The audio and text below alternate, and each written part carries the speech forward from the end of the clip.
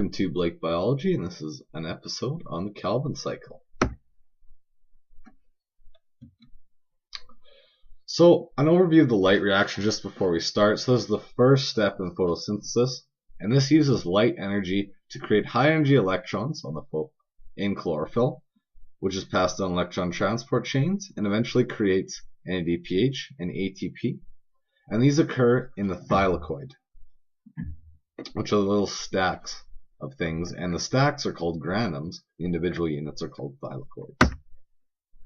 So the dark reactions, which is the second part of photosynthesis, was discovered by a man named Melvin Calvin. They are known as the dark reactions or the Calvin cycle, and he won the Chemistry Nobel Prize in 1961 for this discovery. So the dark reactions, they don't need light. That's why they're often referred to as the dark reactions. Even though they use the products from the light reactions, they still do not directly use light. And where this happens is in the space that is inside the membrane of the chloroplast, but not inside the thylakoids.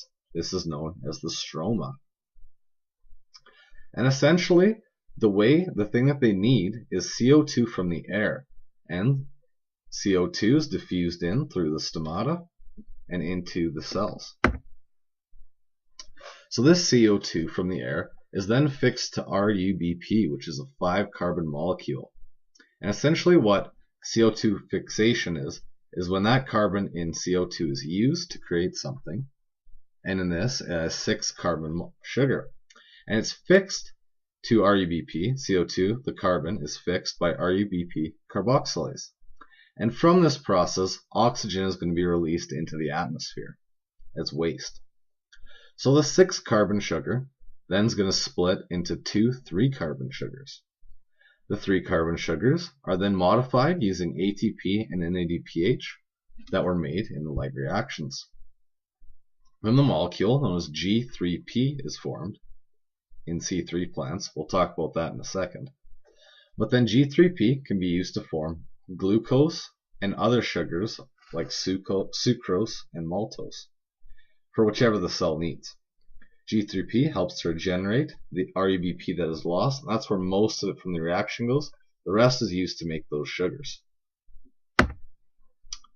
So photorespiration is an issue that happens in C3 plants, which are most plants, and some examples are rice, soybeans, and wheat.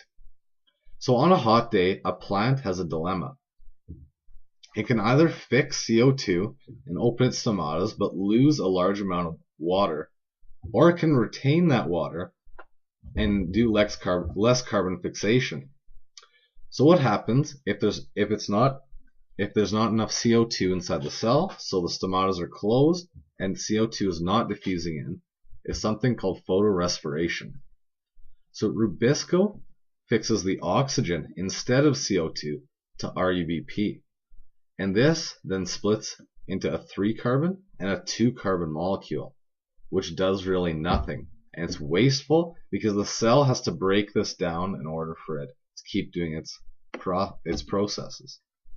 But there's been some plants that have evolved, especially in hot environments, to cope with this.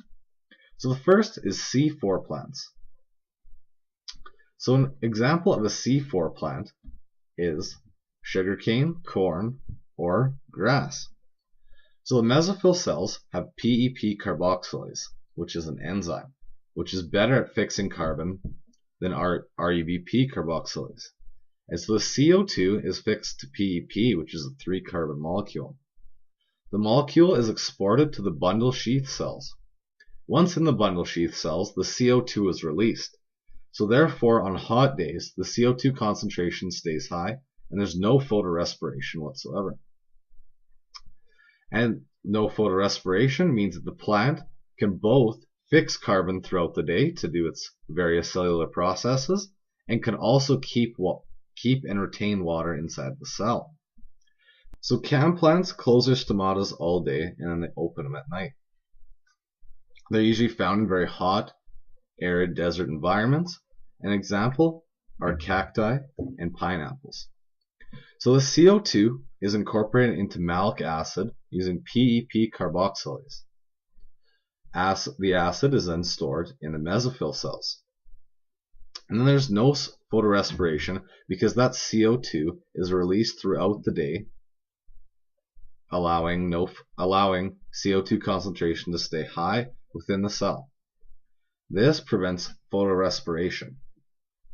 Again, this is found in many plants that live in the desert essentially, and I hope that was helpful.